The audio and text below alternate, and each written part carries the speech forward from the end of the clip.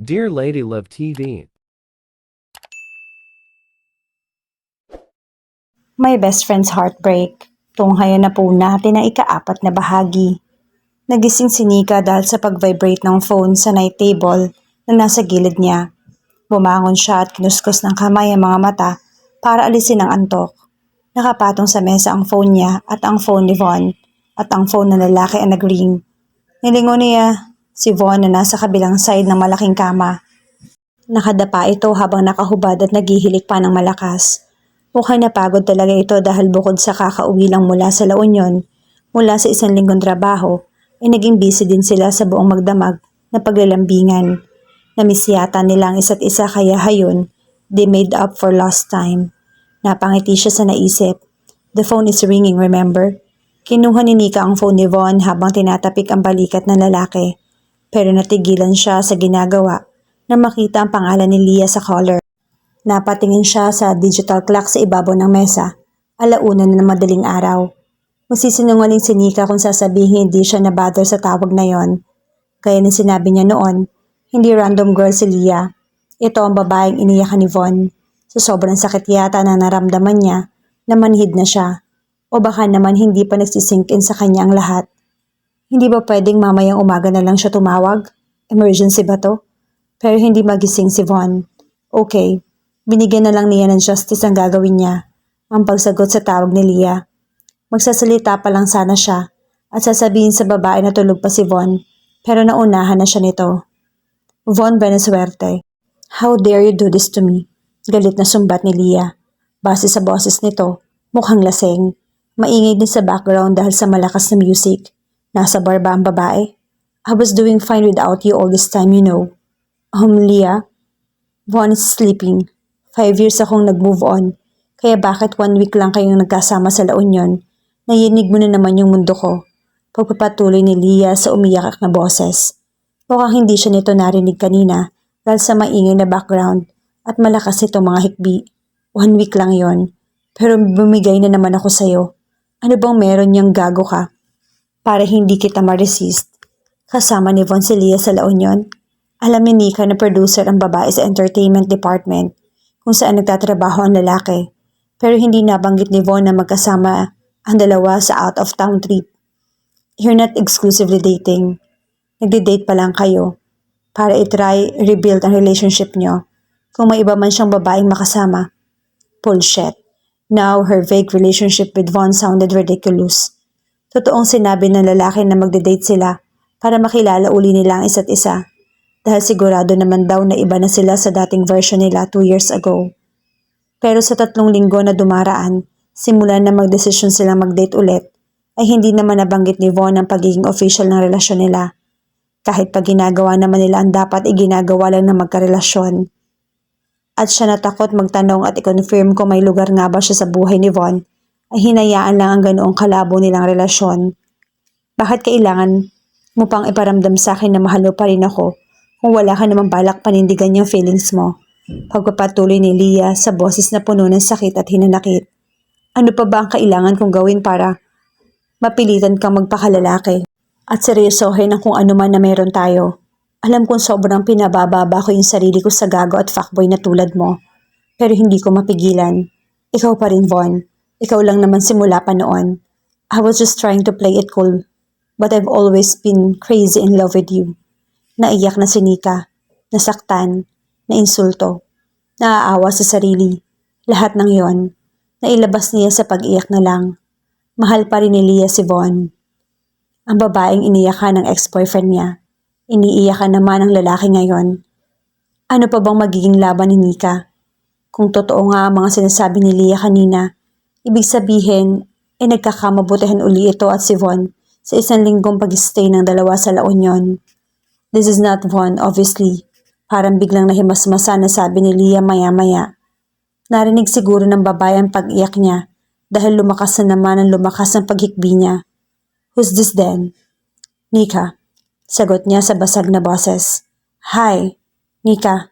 Von's ex-girlfriend from college. Hindi na nakasagot si Nika nang mawala na sa kamay niya ang phone. Nagulat pa siya nang maulinigan si Von nagising na pala. Nagising siguro sa lakas ng kanyang pag-iyak. Leah, where are you? Halatang nag-aalalang tanong ni Von. Hindi makatingin sa kanya. Ilang segundo itong tahimik lang at mukhang nakikinig ng mabuti sa kabilang linya. Maya-maya lang, kumunot ang noon nito. Baliw ka ba? What are you doing? Alone in a bar at this hour? At talaga nagpapakalasing ka pa? Stay where you are, woman. I'll pick you up. You're leaving me here to fetch another woman? Hindi makapaniwalang tanong ni Nika. Sobrang pang-insulto naman yata yan. I'm sorry, Nix. Guilty naman na sabi ng lalaki. But Leah needs me right now. Lasing siya at mag-isa lang sa bar. Baka may masamang mangyari sa kanya. Let's talk after I drive her home. Well, talk right now. Matigas na sabi ni Nika. Hindi siya maghihintay sa kondo ni Von habang may ibang babae itong ihahatid sa bahay. Baka mamaya, hindi mo naman ako balikan. Ayoko na maghintay ng maraming buwan bago matanggap na wala na akong hihintayin. Kaya sabihin mo na ngayon, magiging tayo pa ba, Von?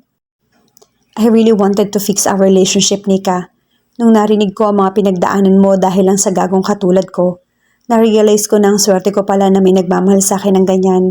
I wanted to love you. I wanted to love you back, but Leah came into the picture. Putol niya sa sinasabi nito. Alam mong kasama siya sa team na bumubuo sa teleserye niyo? Umiling si Von at mukhang nagsasabi naman ito ng totoo. Ibang project ang hawak ni Leah. Nagkaroon lang na same location ng shooting kaya magkasama ang mga team namin sa isang hotel. Hindi rin naiwasan yung ilang pagkikita at pag-uusap namin ni Leah. Before I knew it, parang bumalik na kami sa dating kami. Pati ang feelings niyo para sa isa't isa. Mapait na dagdag niya.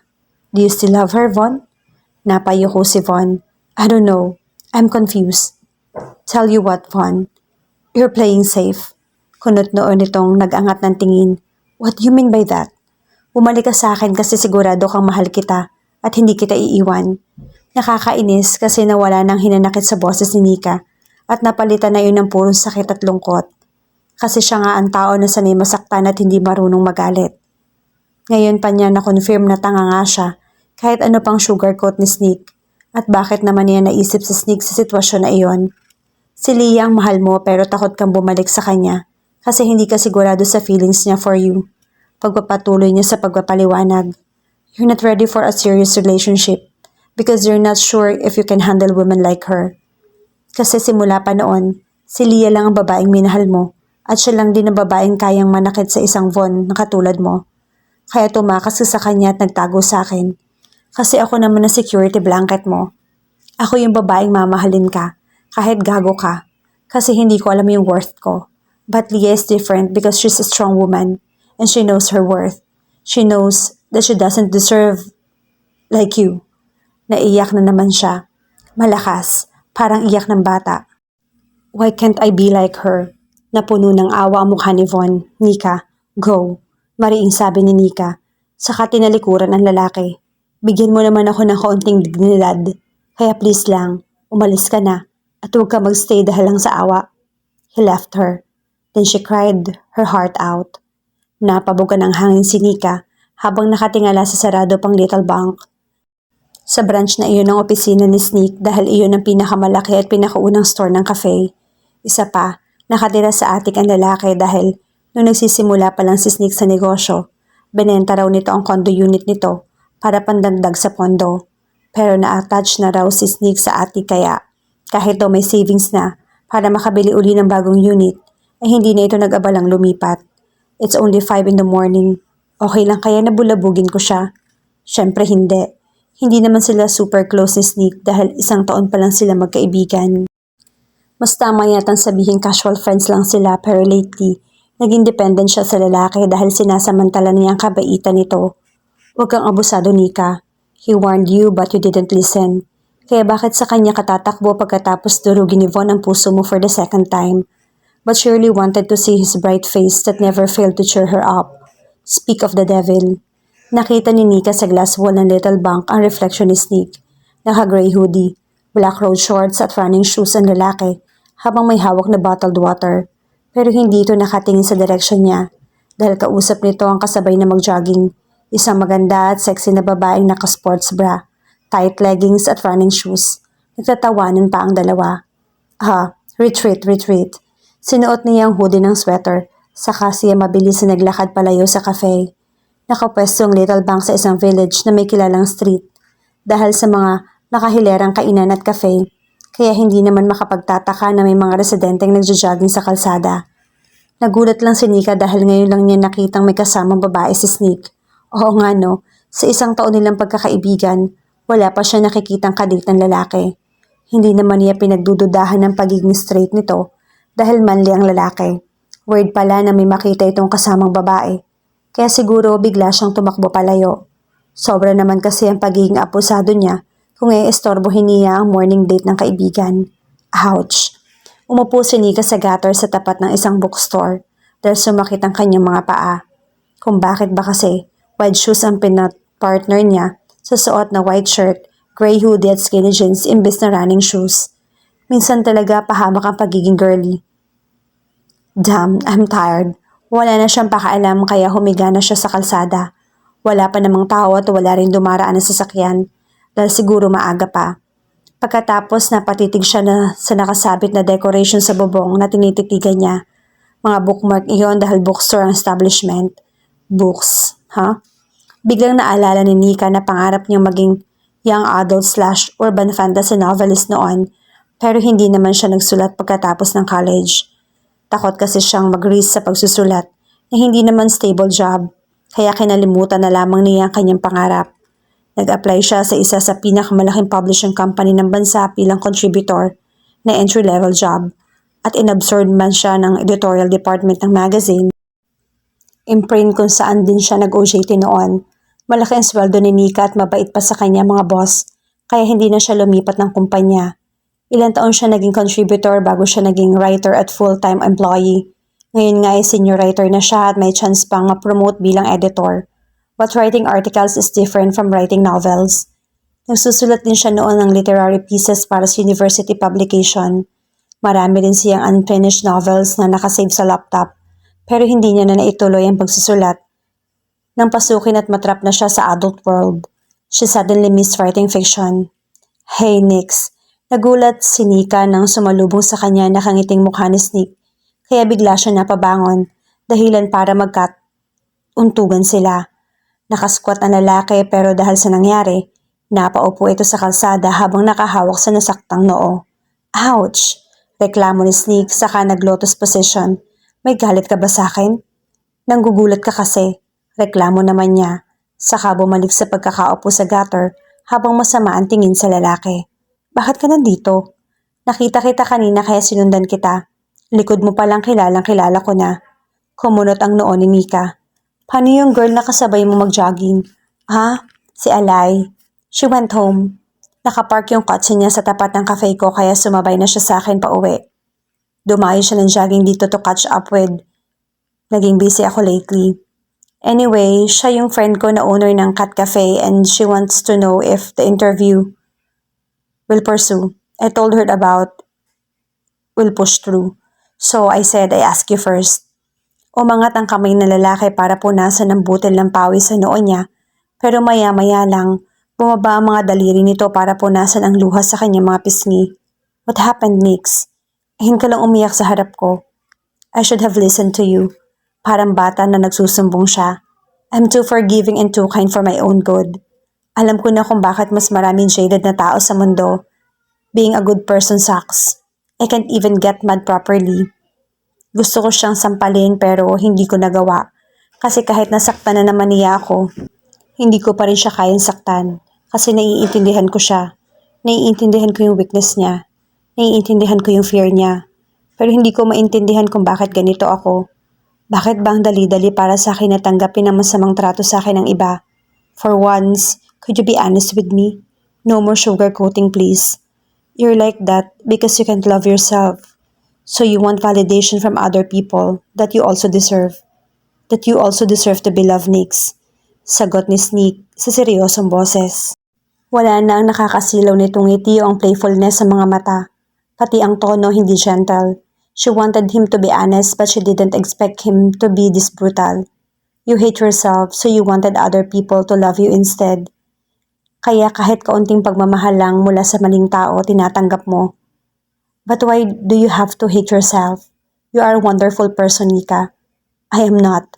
Mariing kontra naman niya. Dahil sa mga sinabi ni Sneak na humpirma nga ni Nika ang matagal na niyang kinatatakutan. Hindi niya kayang mahalin ang sarili. I'm weak, independent, and I get attached too easily. Sa sobrang needy ko, kailangan ko ng madalas na validation na may halaga ako sa mga tao sa paligid ko. Takot na mawala sa akin ng mga unang taong nagmahal at tumanggap sa akin kasi feeling ko wala na akong mahanap na magmamahal at tatanggap uli sa akin. Kaya nga stuck ako sa mga college friend ko. Kahit alam kong sobrang shitty na ng trato nila sa akin eh. I wanted to please them so they wouldn't leave me. Napapahiya na si Nika sa mga pinagtatatapat niya. Pero hindi niya na mapigilan ang paglalabas ng lahat ng kinikimkim niya sa loob. Ganon din kay Von. I wanted him to love me so I never complained about the way he treated me. But I still lost him. Do you love Von because you love him? Or you love him because he somehow validates your worth by showing your affection? I don't know. Naguguluhang sagot ni Nika. I don't know my worth, Sneak. I don't know myself anymore. Have I always been this stupid? Well, bakit hindi ka magsimula na kilalanin uli ang sarili mo? Hi, I'm Shandel Ramirez, but you can call me Sneak. Nakangiting sabi nito, saka inilahad ang kamay sa kanya. Ang ngiti nito parang sinasabi sa kanya na magiging maayos lang ang lahat. Ang ngiti ni Sneak, pinagaang uli ang kanyang loob. And you are? I'm Nika. Nag-aalangan ang sagot nito. Pero nang tanggapin niya ang kamay ni Sneak, parang biglang luminaw ang kanyang isipan. I'm Nika, and I'm tired of being a pushover.